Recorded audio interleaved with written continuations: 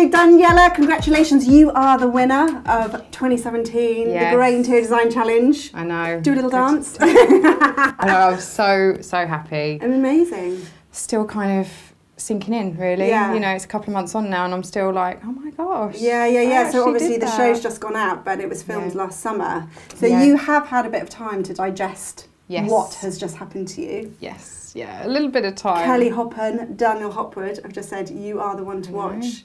I know, it's for crazy. interior design. Well earned, you know. I mean, obviously I was there for the final and I thought your designs were awesome. Thank you. Very intelligent, very edgy, very new, very bold, very daring. I mean, you definitely pushed the envelope for those homeowners, didn't you? Yes, They said they wanted to be challenged, so that's exactly what I did. So that was, they asked for it, right? Yeah, I picked out that word and run with that. So how did you tackle that brief? Because, you know, on one hand you need to answer the brief, but on the other hand you need to showcase to the judges that you are the one who's going to make waves in the interior design industry, and you don't do that from playing safe, do you? No, you don't. No. So how did you find walking that line? Well, I think even before I got the brief, I decided that I was going to go down in flames. Do you know what I mean? I thought, you know, this is my last chance. I'm not going to get this again. And the whole time throughout the other episodes, I'd actually really considered every part of the brief that I'd got and really stuck to it. And sometimes it left me with really a disappointed feeling afterwards because I wasn't putting myself out there enough. Okay. So you were finding that in order to answer the briefs, you were having to compromise your own design sensibilities. Yeah. And I thought, you know, I had this kind of thought and I thought, what am I here for? This I'm here to platform. show. Yeah. Okay, yes, I know. So did you take the brief and kind of tear it up? I basically did. Yeah. I looked at it and went, okay. And just so this was, you very much wanted to show the judges what you could do and what you're about. Yeah. The only points I stuck to were their needs as such, like they needed an L-shaped sofa and I'm like, okay, great, I've got to do that on £1,000. Yeah, tell me about the L-shaped sofa. That was a little bit ropey, I thought. Oh, that was really ropey. Not your finest moment, that L-shaped definitely sofa. Not. Have you ever made an L-shaped sofa? No, and I don't think I ever will. Look, there's a few ropey moments, but they asked me for an L-shaped sofa, and the whole room, lighting, this, that and the other, a cabinet for their TV. I'm like, because you know, I basically just divided the $3,000 into 3 rooms. Right, so is that how you do it then? Because it's very hard to manage that budget, and that is tight budget. Yeah, no, it is. You know, I pushed it a little bit here and there. Borrowed a little bit. Yeah, but I generally stuck to that rule, and I just thought, how can I do it? You know, if I put a small seat in there, they're going to go, well, that's not enough. Their old sofas were not great, you know. No, they inherited them from the previous owner, so they weren't going to So it had to be a new sofa. But I think, you know, on the whole, you know, and I've seen your house, you are really good at eking a budget and finding things on a budget, or even mimicking more luxurious textures and surfaces, like for example the marble, which I know is a real signature of your look. Yes, yeah. But obviously real marble is exorbitant. Yes, exactly. So you kind of fake it up. But how do you feel about that, sort of faking up finishes? I think that it's fine. You know, I'm not going to fake something to sell, you know, and I'm really against that, you know, when you kind of have designers, you know, like, or even in fashion, you know, where they're ripping off the labels and selling and making money from it. I would never do that. But I think in your own home, fill your boots, you know. And if you like something that's, you know, £3,000, emulate it as best you can. Why not? You know, if your natural style isn't high street, which mine isn't, you know, I really should be a multi-millionaire, and then I'd be laughing. My house would be amazing, but I'm not. So I have to. You've got champagne taste on beer money, as my mother would say. Or like water money, more like at the moment. Anyway, at the moment. But no, it's you know, I think that's. So what you I do use that philosophy very well then in the design challenge. You've almost taken the philosophy that you have in your own home. You want this high-end look, but you're going to fake it up. Yeah. And you use that on Design Challenge, and it works really well because obviously for lots of people, not just yourself, I hasten to add, for lots of us, we don't have pots and pots of money for high-end interior design, but we still want to have something that looks really cool. Yeah, no, it's true. I mean, I do, you know, go to IKEA a lot, but I'll mix it up with a bit of vintage, and it is kind of like fashion as well, like you would do as well. You mix high street with designer and vintage and things like that, and that's what I try to do in my home.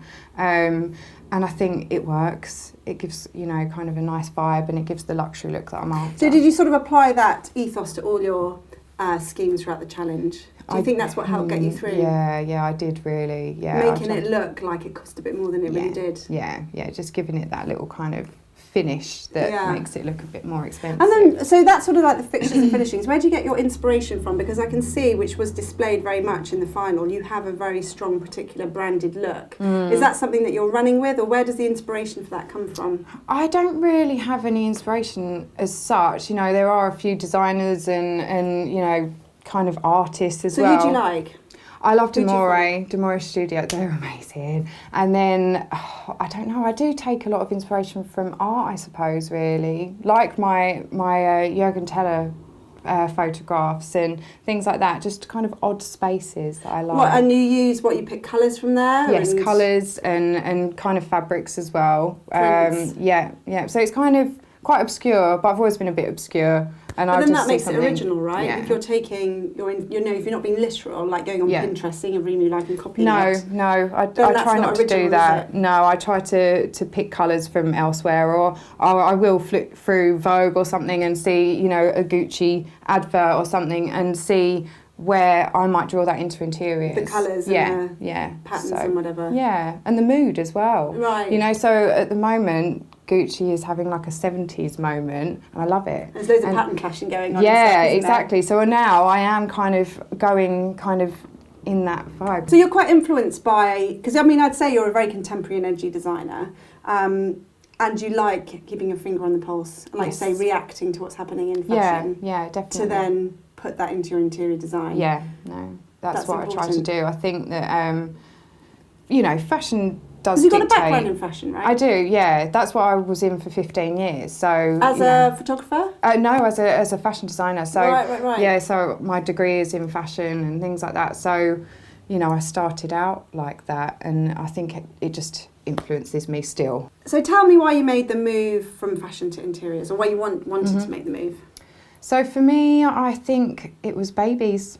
You right. know, that was it. Fashions don't make sense. They don't. I was doing such long hours in fashion, like incredibly long hours, you know, 12 o'clock at night, fashion weeks, things like that. Just, I don't know, lots of events that you have to go to. And I had my first baby and fell too much in love. And I just thought, I don't want to go back to work and I don't want to do that life. So I had some time off. So you've got two kids, right? Yes, yeah. And they're 4 and 2. Okay. Yeah. So that's still a pretty full-on age though, isn't it? I'm sure they don't afford you loads of free time. No, it's a good job, but I don't like sleep. I'm like, So how do you make it work, running a career and late being a mum? nights? So it's put the kids to bed and then... Yeah, and my kids go to bed late as well. They're like 10 o'clock bedtime. No way! Both of them. That out. Oh, I've tried. Trust me, they are like, but they're night owls like me, so I think that's why. So do you get up early and work then? I'm going to try and do that. You know, that 5 a.m. club. I'm going to try and mix it. I need to, I'm going to suffer from like jet lag feeling, but I'm going to try and do that because the late nights are killing me now. I'm getting too old, I think. I could not handle Arthur being up till 10. That would completely kill me off. I'm like 7 o'clock. Yeah. It's mental. But then it's a juggle, isn't it? And it's really tiring. Yeah. And that's the thing, I would never sacrifice the time of my children because especially when they're this young, I enjoy them so much. And as much as, you know, I might seem like I'm complaining about having children, but, you know, they're really important to me. So they're only little for a short time, aren't they? Yeah, exactly. So I think that, you know, although my career is almost as important, you know, it's super important. It's the only thing that kind of really makes me happy consistently is doing well in my career. You know, everything else in life gives you ups and downs, doesn't it? But if your career is doing well, I think it just kind of gives me life, basically. So you've never stopped working? You've just made a slow move. Doing less fashion, and then obviously entering for this show. That's hard. Yeah. I mean, it is a hard task, isn't it? You're given very short time leads to prepare the rooms. Yeah. Then the whole filming process is absolutely exhausting. Yeah. I mean, how did you juggle all of that? You must have a really good husband, or... Well, he is quite good at times. But no, once again, it was late nights. It was, you know, I'd get the brief midday, I'd read through it whilst I'm on the sofa cooking dinner. Right. And then as soon as kids to bed, I'm up until 6 in the morning doing it, doing mood boards. And that was like it. So because your mood boards were impeccable, I have to say. Thank you. Flag that up. They're absolutely gorgeous. Thanks. And you can see you put a lot into them. I really enjoy doing that part of it. I think that's a really nice, you know, part to get all your ideas together. I mean, what are your big term career goals? So I think for me, I'm doing, I've got my website up now, and I want to push, I want to make a brand, basically. Okay. So move over, Kelly Hoppen. Yeah. Daniela Tasca, yours here now. Maybe not. But that would to have your own interior design business would be the ultimate goal. I'd like to incorporate some products. I've got some designs for products. I think I'm used to designing products with fashion, so I'm used to kind of putting, an idea on paper and seeing it, in real life. So I think, we've got some products coming up, and then we've also, just anything that comes my way, really. So you're up for doing interior design projects yourself? I mean, can I ring you up and get you to come around and design my house? Yeah, definitely. I'd love that, yeah. So you're open for business? I am officially open for business, yeah. Exciting. Well, I've got absolutely no doubt that you're going to be hugely successful. I loved watching you on the show, and I think having Kelly Hoppen's seal of approval has to be as good as it gets, doesn't it? I'm sure we're going to see big things from you. Thank you. Oh, Daniela, I know you're just going to have such a brilliant and bright future. I can't wait to see what you get up to next. And I popped some links down below this video so you can check out Daniela's website. Make sure you like, comment and share.